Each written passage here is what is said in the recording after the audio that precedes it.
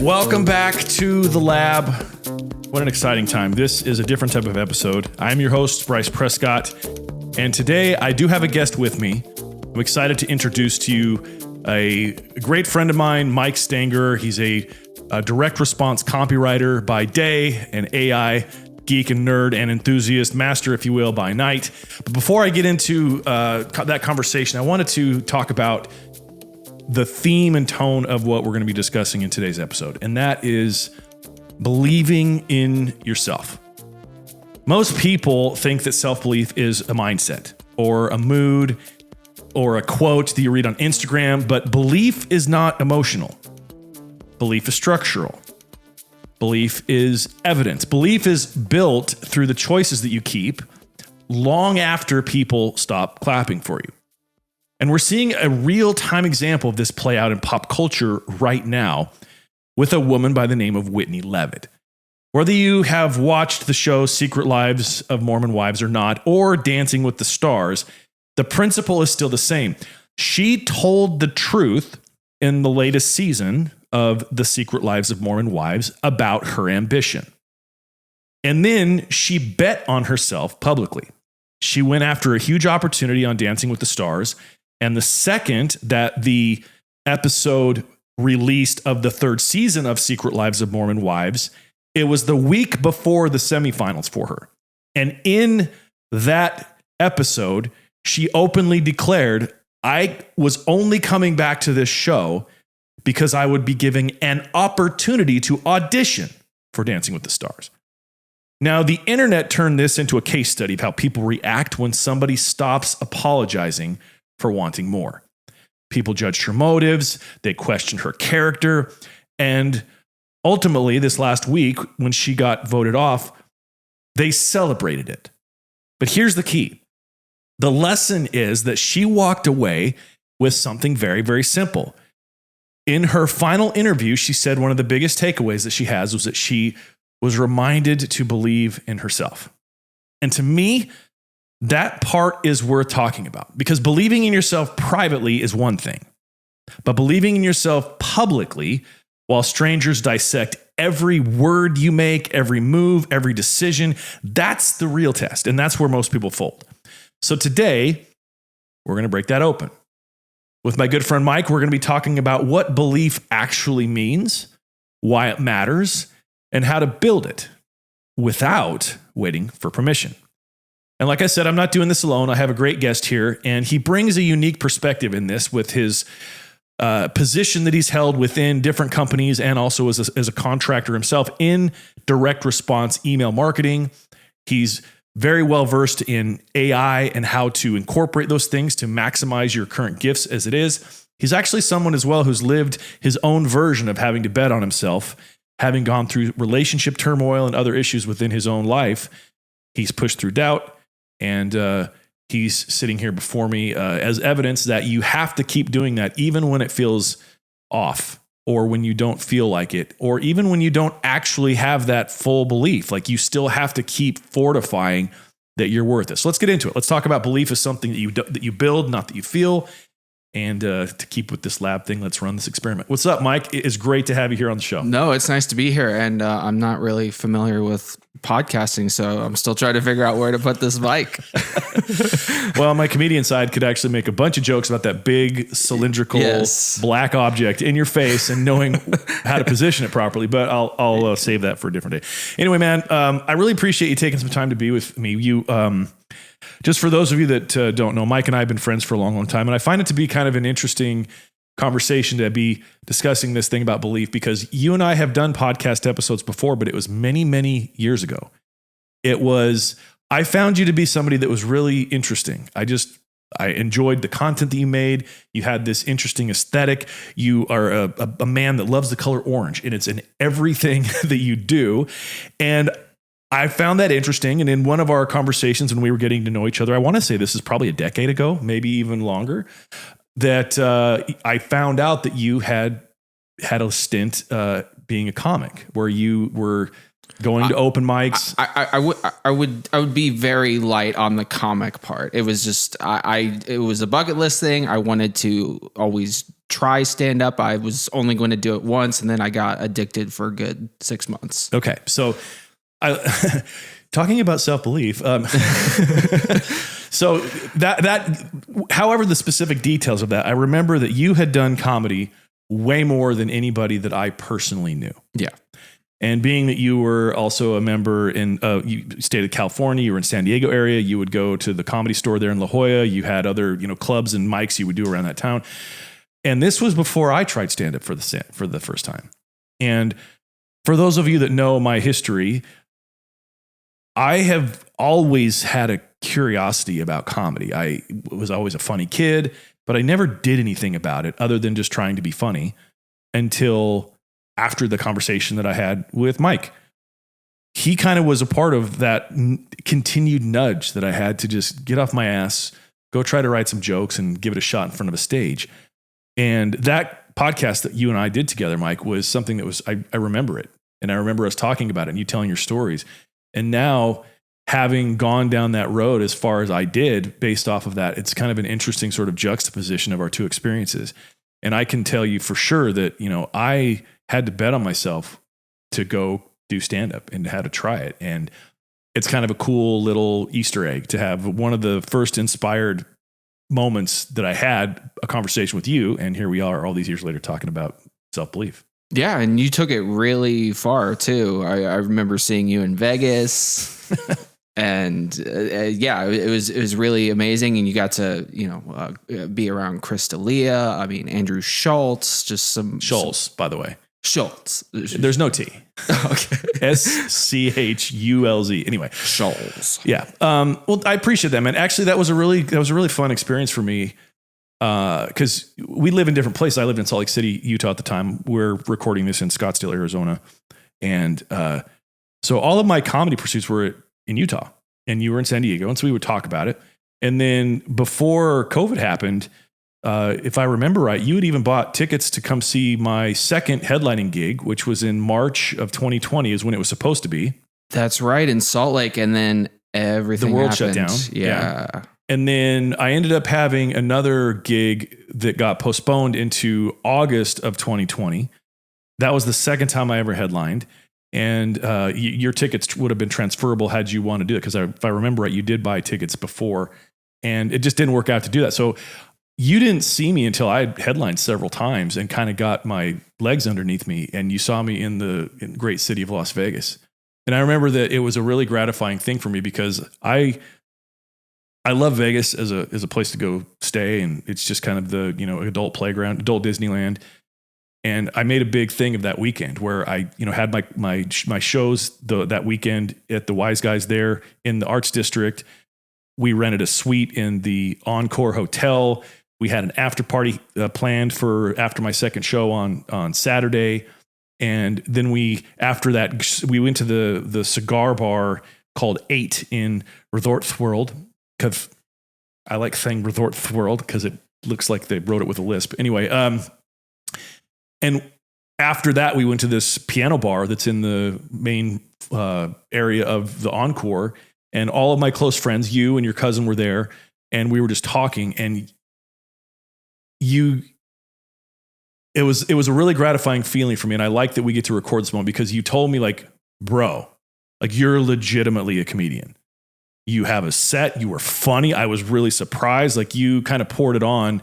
And I knew you weren't just blowing smoke on my ass because you didn't have a reason to, but you were very complimentary to that. And that was a really gratifying thing because when you're a comedian, speaking of believing in yourself, there's this heightened level of just self-scrutiny, never really believing that you're super funny, especially at the beginning as you're getting your legs under you. So thank you for seeing that and reminding me of that and being kind of a fan early on as my friend as well. Yeah. And getting into stand-up comedy, it just goes to show, especially just in that format, the power of consistency and just doing that so many times. And you have to go through all sorts of dark moments. You have good sets, you have terrible sets. You want to just completely give up. You have sets that are you're on fire, and then just you stack that up over time and you just see the result of that. And I feel like that was that Vegas stint for you. It was all of that time and effort realized in it was fun, man. big format. Yeah. It was a big deal for me. So thanks for being a part of that.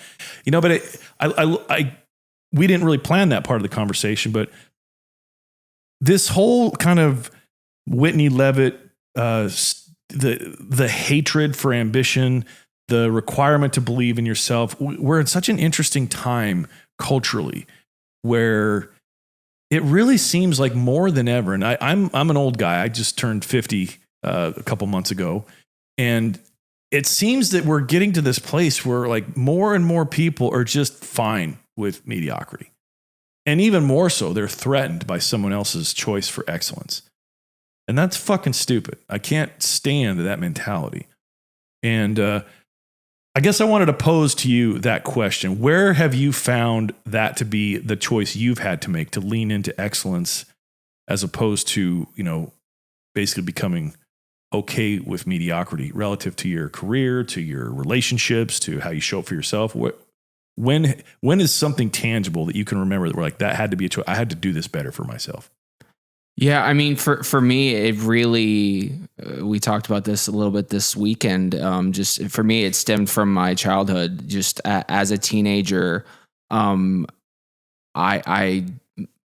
grew up really poor, Section 8, welfare, food stamps, all of that stuff. And it was around the time that the internet was starting to really take off, social media, MySpace was a thing. And I just started discovering different viewpoints, different people, learning more about wealth and success. And I realized that this is not what I want to do. This is not what I want for my life. I want something different. And then that's when I started discovering different books, read Secrets of the Millionaire Mind by T. Harv Eker. And that just set me down on this different path of just thinking differently and trying to create this different life for myself. I love that book. That book is really like, if there's a Rushmore of like the top 5 books that have been most impactful for me at times in my life when I needed that impact, that would be on that list. Yeah. That book was the first sort of foray into concepts like belief. Like the law of attraction is an interesting concept. But at the basis of it is belief. That if you are going to attract something into your life, you have to believe that it can come into your life. And then from that initial moment of choice where you choose to believe, there is an additional layer of things you have to focus on and allow to come into your life to make that belief turn into something that actually has evidence and to experience that. So I'm glad it's cool that we have that mutual kind of connection with that book. That led me into a bunch of other books. It led me into the science of getting rich. It led me into Conversations with God with Neil Donald Walsh. Some of the Joe Dispenza books, Code of the Extraordinary Mind by Vishen Lakhiani. Like there's all these books that basically the underlying tone of it all is belief. And so I'll ask you this question then too. Where has lack of belief fucked you? How much time do we have? Enough. I mean, it's impacted me in everything: health, wealth, relationships. And I think the thing with belief is it can't exist also without some doubt. And for me, I've always had that doubt in the back of my head, even if my belief has been really strong. Mostly imposter syndrome. Like even right now, sitting here talking, I'm like, I shouldn't be on here. Why? Let's dive into that. Yeah, I just, I don't, I don't feel that necessarily important. Like I can really add a lot of value, I guess. Okay. If I'm getting a little too. Well, no, the whole point of this is to dissect this because we're in an interesting kind of juxtaposition here. Yeah. I've seen your work. I've seen how you show up. I've seen the struggles you've had and how you've attempted to overcome them, oftentimes overcoming them, oftentimes still struggling with them. And what I see is a person that's genuinely imperfect, but yet well-intended and willing to do difficult things to put yourself in a better position. And that, to me, more than qualifies us to have a conversation about all of belief. I in no way wanted, because I'm not this person either. Like, even though I can be grandiose and have a bunch of hubris and talk a big game, insecurity and doubts are a daily experience for me as well. And there's this kind of delusion that you have to buy into to overcome some of those doubts and to take action in spite of it. And so hearing you have that sort of like feeling in the room now, like you can let that go. Like, it doesn't, you're welcomed here. You've been invited here. I value your opinion. And I have no expectation of perfection either. I'm not looking for this conversation to be like, all of a sudden Mike's going to go write a book now. Like, it's just that you have a valuable perspective. And I think that ultimately the people that I want to really connect with this show are people like you and like me that have a lot of desire for a big life, but yet a lot of fear that kind of comes in as well and makes it more difficult at times to really grip onto that. And, kind of going back to my original introduction, the monologue that I started this with, I've been really inspired by Whitney Levitt. First of all, that show, The Secret Lives of Mormon Wives, is such a horrible show for our culture. It's just dog shit. Like, as a Mormon or somebody that was once affiliated actively in that church, seeing the representation of Mormon culture that show, it's kind of on point in a lot of ways. And that has a lot of vapid shit in there. It's very appearance based. There's the culture is very adverse to truth, ironically, where nobody wants you to know the real truth about them. It's all projections and mirrors and everything. And watching, well, first of all, if you've known any of the kind of outlay of any of the seasons, in season 2, basically, she's like, I'm out. Like, Whitney's like, I'm done with this. And the reason why is quite simply, all of the other castmates on that show are just bitches. They're all mean girls, and they mask their willingness to point out that they did something wrong as accountability. And having it be shown on that show in that way, it's a representation. We see that a lot everywhere. Like, how many people do we know that act like because they were willing to admit they did something wrong, it means they're accountable for it?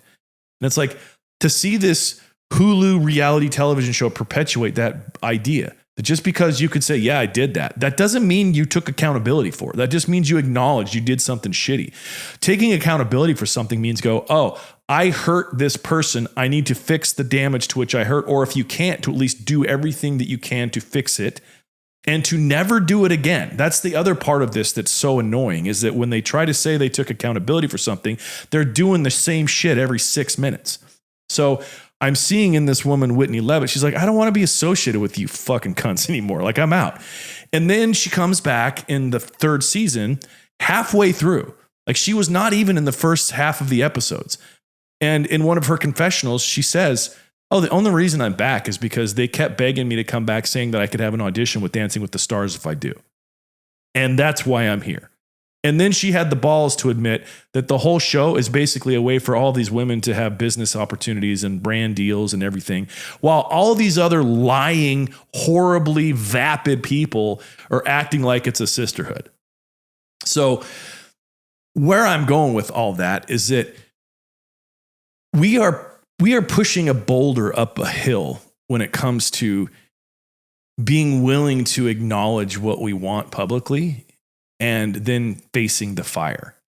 Because to kind of finish the whole Whitney story, there were 2 cast members of Secret Lives of Mormon Wives that got opportunities on Dancing with the Stars. One was a woman named Jen Affleck, and one was Whitney Levitt. Jen got voted out just like a little bit in. She was fine as a dancer, but she just, whatever, it doesn't matter. She was really uninteresting as a member of that Dancing with the Stars show. Whitney crushed every single week. And she was gaining a lot of like fanfare, and the fans of the show liked her, and it was a thing. And then the 3rd season of The Secret Lives of Mormon Wives gets released, and it gets released the week before semifinals. And when she talks about those moments of just coming back for the show and the opportunity, it was like the internet turned on her. And it disgusted me. Like truly, it disgusted me for a number of reasons. One of the reasons is that they tried to blame it on misogyny, that we can't handle a powerful woman that says what she wants. And I'm like, I don't know a single man that was hating on her.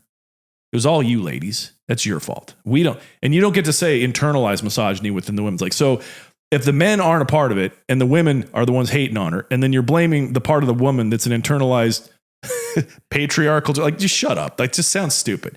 You're just a hater. And my whole point of that just explanation and everything for our conversation, Mike, is more about, I think that we see examples that instill a deeper fear in us to be bold about wanting what we want and going after it. What do you think about that? Well, I will say, when you're talking about that, something that came up for me is this deep-rooted feeling of shame that makes me feel a certain way about being bold and being more just, and, you know, trying to show people who I am and you know, what I've done. And for me, it comes from just feeling shame about trying to show the world that I am who I want them to see. So you feel shame about that? Yes. So how do you then step past that shame? Because even though, like, I know you personally, you're a close friend of mine. You're not at the peak when it comes to the goals that you have for your life, but you're not some schlub either. It's not like you've achieved nothing. So you're at a great, you know, a position where you've enjoyed some luxuries of life. You've had some really cool things happen to you. Like you're on the path. And you're young. You're in your mid 30s. Like, so there's a lot of like blue sky ahead of you. So what's the source of the shame and how do you battle it? Like, what do you do when you feel that? Because I know intellectually you get, this is bullshit. Like, I shouldn't care about this feeling, even though you are feeling it. Yeah, I think for me, it just it really goes back and stems from my childhood. Like there is a part of me that when I have success, like I get a new client, you know, something really positive happens. There is a part of me that thinks, well, you know, just my family, you know, I've had my issues and stuff. Like I wish they could be kind of further along and where I'm at. And I guess in a way I feel like I've left them behind, even though I'm not necessarily responsible or in control of what they do with their lives. Well, let me make sure something's clear. It's not like you abandoned your family. Right. You stopped like looking to them for certain things. Yeah. Okay. Well, guilt and shame they're two very prevalent emotions, it seems like, in American Christian Judeo culture, I think. Because even if you're not, you know, actively Christian or whatever, like there's this whole set of like the guilt and feeling bad, and it's kind of just out there. It's a thing. And I think that there's a lot of really ironically noble work that can be done in trying to rid yourself of the feelings of shame and guilt, because they're not helpful. They're not productive feelings. Like when you think about what they do for you, they just keep you comfortable. Like that's the irony of feeling shame, is that it slows down, or it can slow down your ambition to something bigger, which is just a mechanism of staying more familiar with where you're at. I know the playbook of feeling crappy about myself. So if I just keep doing these things, at least I'm not surprising myself in a way that makes it uncomfortable, because change is a difficult thing. And humans are weird in that we don't rarely, it's a special type of human being that will run towards pleasure first. It's usually 95% of the time they're running away from pain. So that means that from an equation standpoint, that staying the same has to hurt more than the effort required to make the adjustments. That making the move, the new routine, the change of mindset, the hiring of the coach, the whatever it is, that hurts less than this shit show of my life right now. And shame plays a big part of that weight of pain. Do you have any specific things you do to kind of address that shame for yourself and how to let it so that it doesn't totally engulf you? Just for the most part, just bury myself in work, and I do a lot of meditation and just try to focus on my fitness. And I mean, it's still there. I can't just shut it off, but I just try to work through it. And just it's kind of like you have an angel on one shoulder and a devil on the other, and I try to listen to the angel a little bit more than the devil. That's funny. What accent do those two angels have, or those two? I never really thought about it that far. Yeah. I think the devil sounds British. What do you think you're doing? Yeah. You could totally do that, yes? Yeah. Maybe. It's a little bit of a lisp at the end of the devil's voice. Yeah. It's like the hormone monster in Big Mouth. Oh, yeah.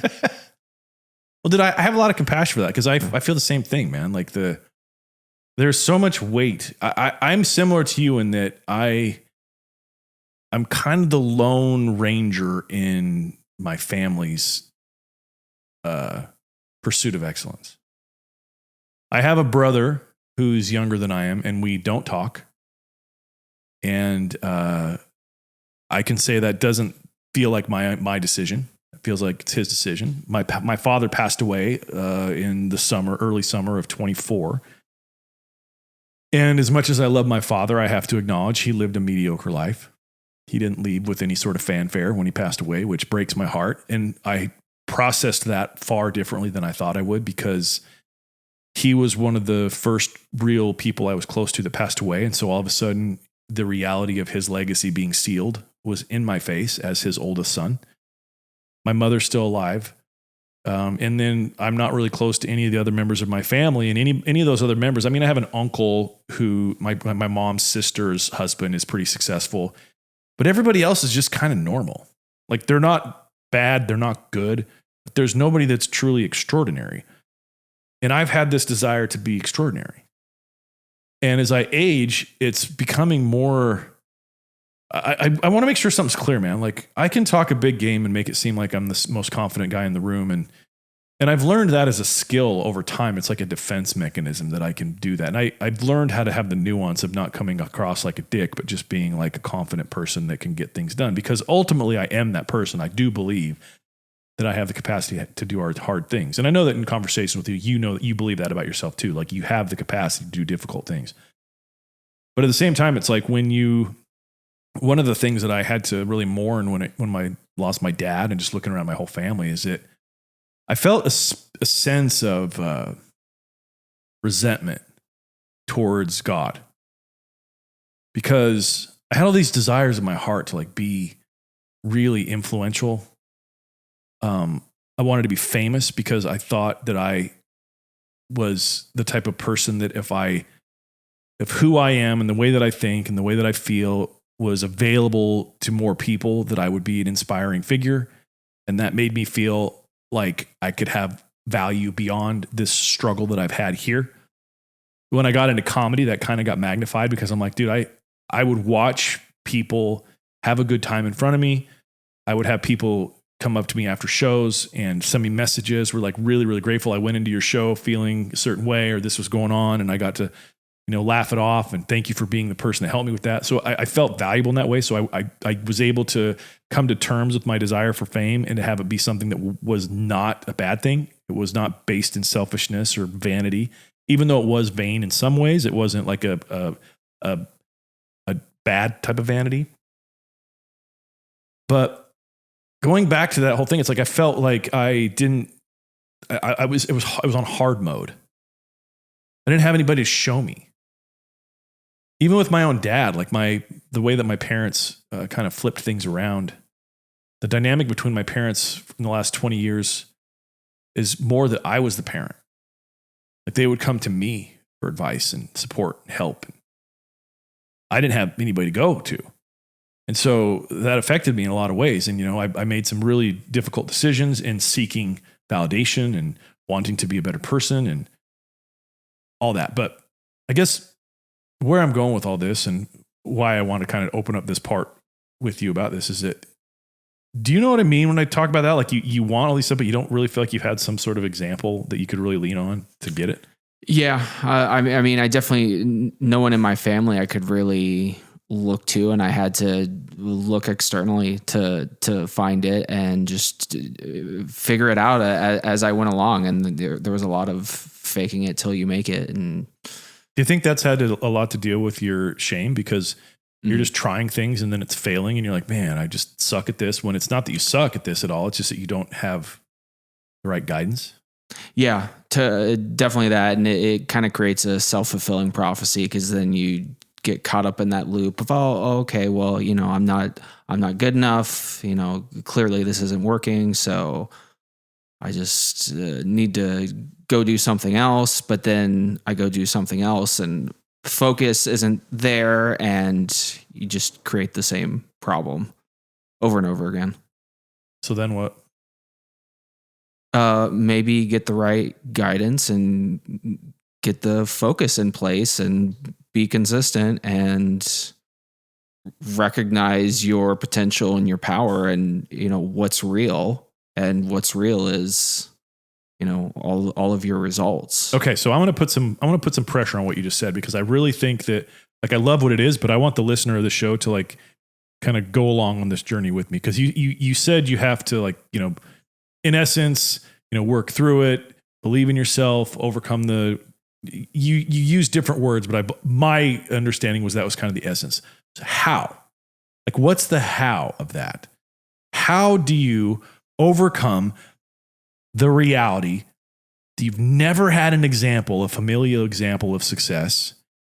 You have had to do it on your own while having a benevolent desire in your heart for a better life for yourself and for your children and for the people that share the life with you. And yet to be in the wilderness, metaphorically speaking. How? In your experience, Mike, how do you traverse through that desert? I mean, there's no easy answer. You have to, I know it's very cliche, but, like, you have to do the work, and you have to, you have to just keep moving forward one day at a time, even when I've had really depressive moments in the past, of just wanting to literally end it all. But there's something in me that just kept going and just realized that this isn't going to be easy, and it is going to be extremely hard on many of these days, but I just have to, I have to figure it out, because if I give up, if I don't keep trying, I'm never going to know what my life could be like. And I'm never going to know what lies on the other side, because that's been a theme that I've been thinking about a lot more lately, is literally every single time in my life where I've been just so close to just throwing in the towel, something happens that things start to turn around, like go through some really dark moments, and then some light starts to appear. And it's just been a constant theme. I love that. While it still is kind of high level, like there's a reality that you as an individual, not you specifically, but it does include you, it includes me, that we just have to figure it out. But something that has been a major crutch for me is not seeking out the help, not finding the people who aren't just experts, but they've actually gone through the same stuff I'm going through. And that's been a big issue for me, is not actually putting my hand up and being like, hey, I need help. And that goes back a little bit to some of the shame. I think that's a common feeling a lot of people have. It's actually not to plug my coaching group, the lab, but that's one of the common themes of the individuals that we've worked that have joined that, is they're like, look, I don't have any place to go. Like they've tried other stuff and it didn't allow them to feel seen. And I think that for me, I've learned both for myself and for other people as I've been in that consulting coaching space, whether it's in the podcast realm or actually as a coach, where the value of being seen by somebody else,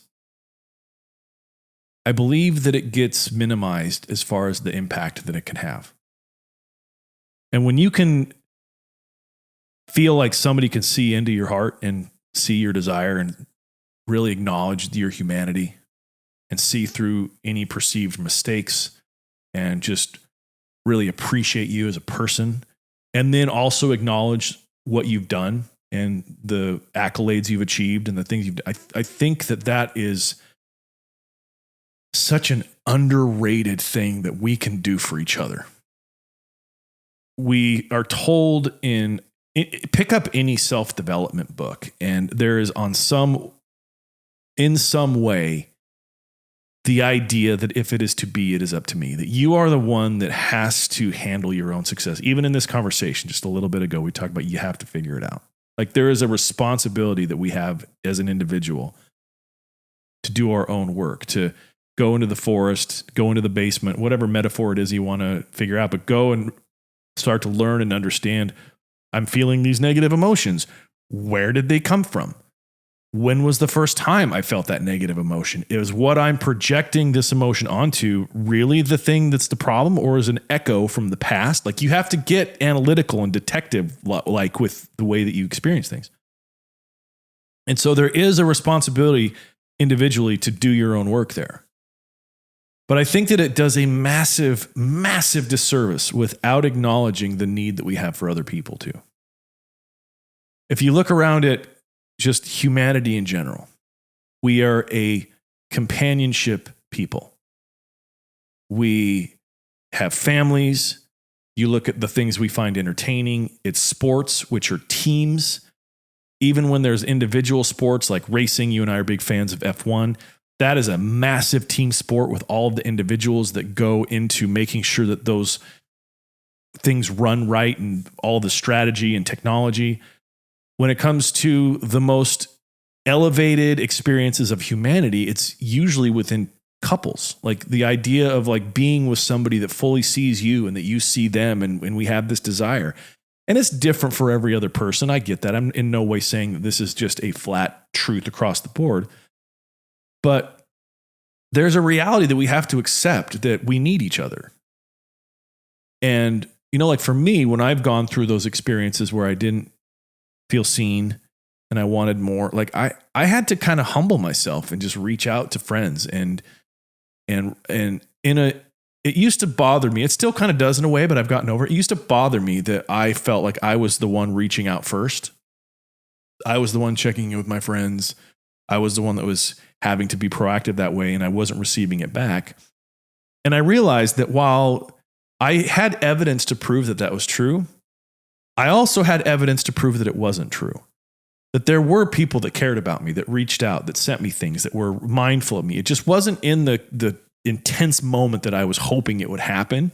And so I would kind of cast the shadow that it never happened, and that's not actually true. And so my whole point is that I would encourage all of us to stop feeling the shame of wanting companionship and friendship, and recognize how much of a magnifier that is for the success we have in our life already. If you can get really, really good at something on your own, and then you bring in the support and love and validation and appreciation of people around you, that will magnify. You'll be that much better. And I've seen it firsthand, both in my life in ways, and also like seeing other people go through it and realize, dude, the reason why that worked for them is because they had the proper guidance and they had community. Like they had both of those things that were needed. They had people that had been there before telling them how to do it better and giving them insight, while at the same time they had cheerleaders that might not have known the specifics of what they were a part of, but they were there to just be like, no, you got this, bro. And I'll share this. Well, before I share this example, is there anything that I'm sharing that you want to add to, or that has kind of sparked a thought that you want to share? Something that definitely comes to mind is, something that's kept me from reaching out to other people and just getting the help and support is feeling like I'm being a burden, feeling like I'm bothering them by asking for help or by, letting them know about what I'm going through. And, so I would, just recommend people try not to think like that they're a burden and that people don't want to hear from them, because there are plenty of people who actually do and who actually do care and want the best for them. Yeah. I co-sign on that. I believe that. I think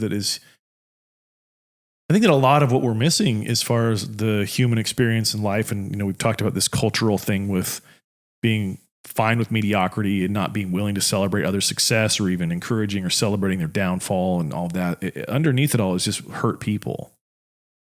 And the hurt is coming from being unseen. And then this thing happens where, like, if you have a conscious thought, it's like, well, if nobody gives a fuck, I don't. And it turns you mean and resentful. And next thing you know, you're on the internet shit talking, and it's just not good for anybody. And so, understanding that, though, I would, be willing to reach out. But I would add this as well. Reach out.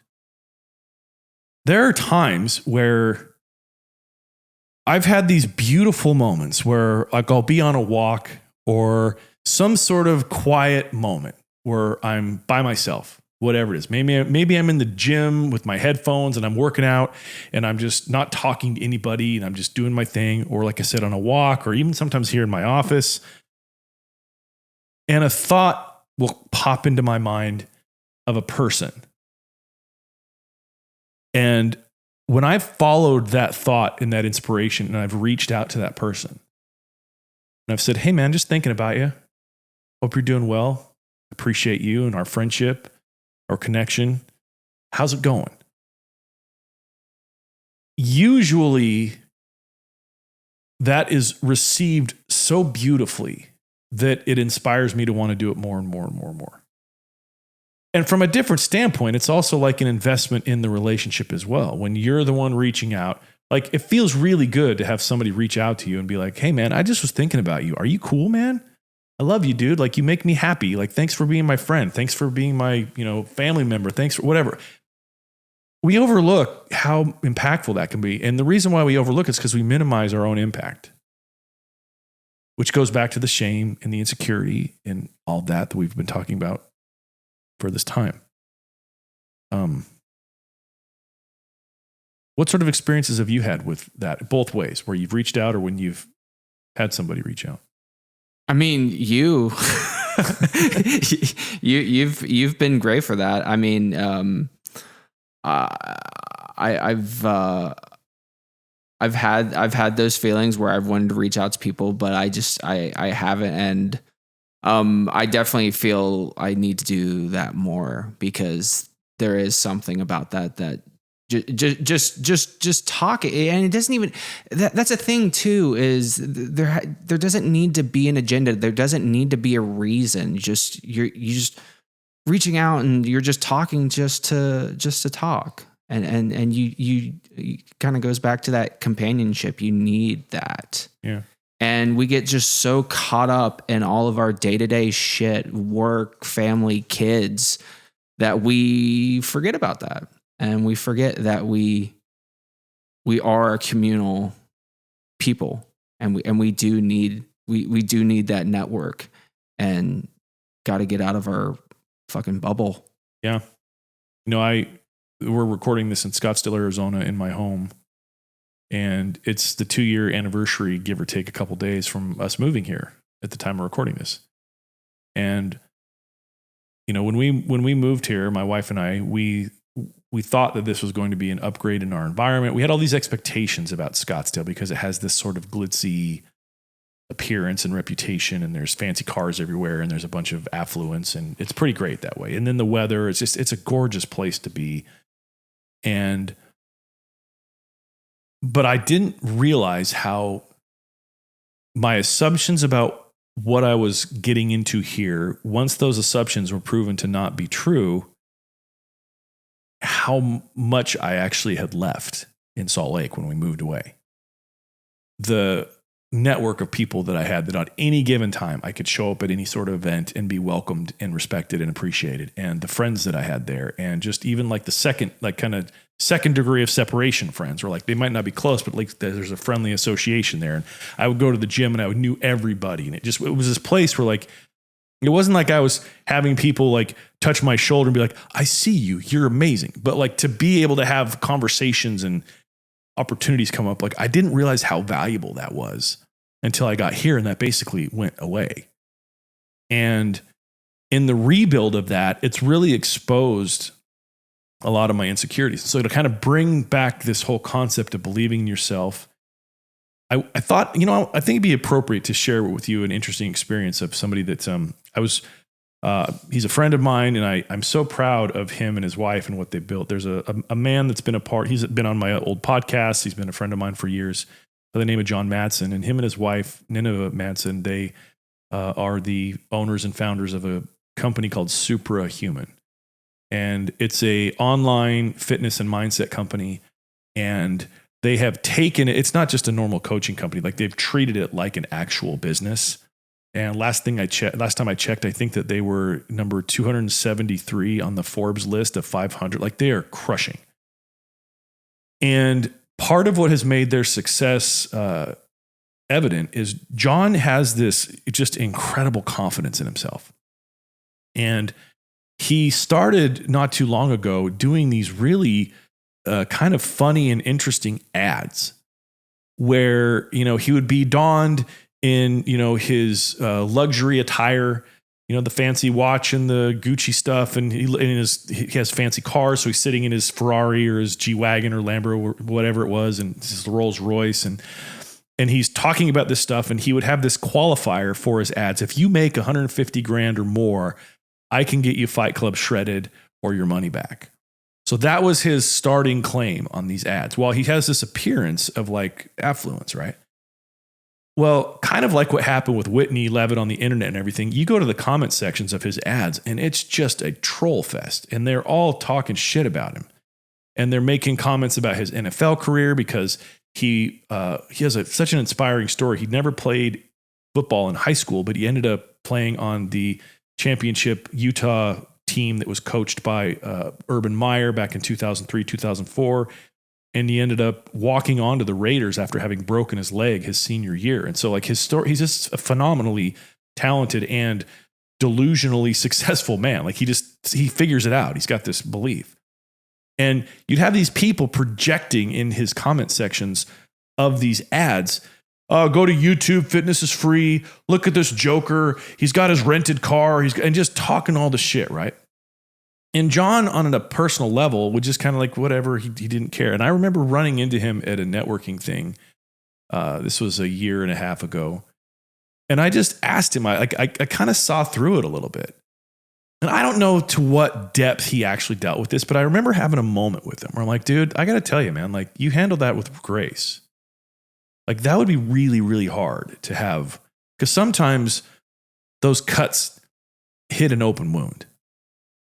And he's like, yeah, man, sometimes it sucks. And then I have to remember that these are people that just, they don't have my life, and I would never trade my life for them. And it makes it okay. And that has always stuck with me. And I think that's why I found myself so drawn to be a fan of like Whitney with what she's been doing on Dancing with the Stars. And, subsequently, she's going to go on and do, I think she's going to be bigger than anything that ever came out of that stupid show, Secret Lives of Mormon Wives, just because she seems to have that sort of like thing, And the whole point of all that is that success is a team sport. Confidence is a team sport, but it starts internally. And unfortunately, and I guess fortunately, some of us are required to build the scaffolding ourselves to handle the weight and structure of a successful life. And that means we have to reach out sometimes. And we have to get the help that we need. And then we have to be a part of communities. Even if you have to pay for them, you need to be a part of communities that make it so that you have people that are there succeeding and championing you on in your own success. Now, to kind of wind this down, what have we missed here, Mike? Is there anything that you want to talk about? I know before we recorded, we talked about asking each other some questions that kind of really didn't happen. Is there, I recognize I've dominated this conversation. I hope that that's been something that has been fruitful as opposed to, I guess the floor is yours. If there's anything that you want to say that we haven't said, let her rip, man. Yeah. I mean, going back to confidence, something that we've been talking about just personally is leaning in. Understanding what it is you've done and letting the world know that, and not feeling shame or embarrassment to not, you don't have to be super cocky about it, but you need to let people know what it is you do and what you've done. Otherwise, you can't really be surprised when people are not coming to you to want to work with you because you've been quiet, you've been silent. How would they know you can help them with XYZ if you don't repeatedly tell them and you don't stand behind it? Give me a real-time example of that with you. I mean, for me, I just I get caught up in this just this, I guess, limiting belief of, oh, well, I post all this stuff on social media and no one sees it. So why should I talk about business, or why should I talk about this stuff? It's not going to make any difference. And so I don't end up really posting much of anything. I share moments of my life, and, people who are close to me see that, but I don't really engage as much as I should. And so there is this confusion in the marketplace of what I do and what I provide and how I can help. So what do you provide? What do you do? Yeah. So I mostly help on the email side. I'm really good at not just crafting emails that get people's attention, get people to click, get people to buy, but I also handle all of the day-to-day stuff behind the scenes with managing lists, segmentation, setting up sequences, all the automations and things. Kind of a mad scientist on the email side, and it's just something I really enjoy doing. And since I really enjoy doing it, I should talk about it more. Well, yeah. Quite simply, yeah. Yeah. It's funny that you bring that up because, part of in the same, I've experienced a lot of that. I felt that same frustration within the engagement algorithm of social media, in that I put out a lot of content. I'm very mindful about the content that I put out. I feel it's good content. It looks good. It's interesting. It's well written. It reflects me. I'm very open and honest with it. I show all aspects of things. I show the good. I show the bad. I show the ugly. I show the great. And it oftentimes doesn't get received at all.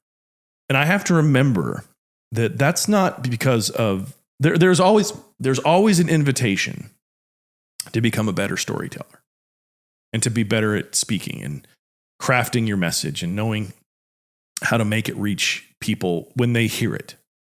And as an email guy, you understand the power of words and sequencing and story, and how there's hooks, and there's all like this psychology associated with attention that is real, that has been something that I've actually ironically used that frustration in social media to having been in the game for so long, and to have never really popped or had any sort of sense of virality or massive influence yet.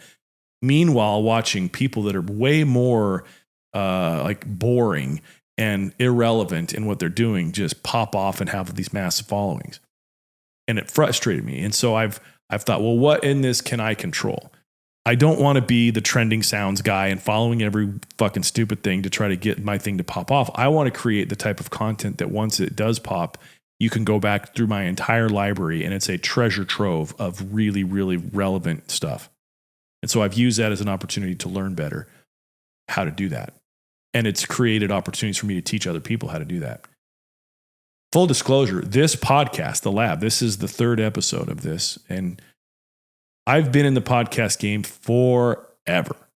Over 12,000 episodes. That's not an exaggeration, is what me and my team have produced. I've helped start hundreds of shows. I know the podcast game. Me getting back into it, I've had 10 of my own podcasts in the last decade. Like I've used this as a resource to get the word out.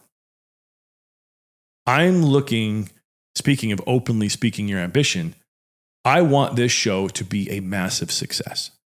Because it seems to be that if I can understand now how to combine those two worlds, how to combine the legitimate required strategy of virality and influence and putting something out there that catches the algorithm that can be put out to a lot of people and creating a really valuable show, then that will be the biggest stamp on my success as why I'm believable at the things that I do. And I also know that it will be the doorway to a ridiculously lucrative and beautiful life. And lastly, it will be something that grows me into the type of leader and man that I want to continue to be, giving me those opportunities. Podcasting is still something that is really underutilized. It's misunderstood. And so kind of going back to where you're saying that, like I share that as like a mirror of your experience. I want people to know who I am and what I do. And these episodes are instructional, they're entertaining, they're, like I said, we talked about pop culture stuff today. We talked about the concept of belief. I've had solo episodes and we'll have other solo episodes where I just kind of give my own take on these other things and even teach and train and coach. But the bigger picture of what I'm trying to share here is that it all begins with that moment internally as an individual where you decide, I'm better than this. I want more for myself. And I'm going to go get it. So I guess just to put you on the spot, Mike, what do you want more of that you don't have now? And how can we use this episode as a way to look back on it in a period of time and say, holy crap, dude, look, you did it. Yeah. I mean, I want to be more successful financially. I mean, give me a number. For me personally, I would like to be, I would be sitting really comfortable at $500,000 a year. Okay. Especially since I'm in California and all those taxes. Yeah. So that's $40,000 a month. Yeah. Okay. So $40,000 a month. At that number, $50,000 a month, that for me in the position I'm in right now, that would be, I wouldn't have to worry about anything financially. And I have a 7-year-old daughter and I want to travel the world with her. I want to also, be in a position financially where anything she needs, if we end up going the private school route, like we don't have to worry about anything financially. And I really want to be able to travel and just the freedom of that the money provides. I love that you crafted the words that way, the freedom the money provides. Yes. Cause for me, money, it's not so much buying things. Like I've bought nice things and it doesn't bring the same level of satisfaction as the experiences, and especially doing things with the people you love and giving you that time that money allows. Yeah. I love that you said that, because with the people you love, we are a companion, communal people. Yeah. And not just family, friends. Yeah. Yeah. Mm-hmm. I love it. Well, how can people find you? What's the best way to associate with you or to look out?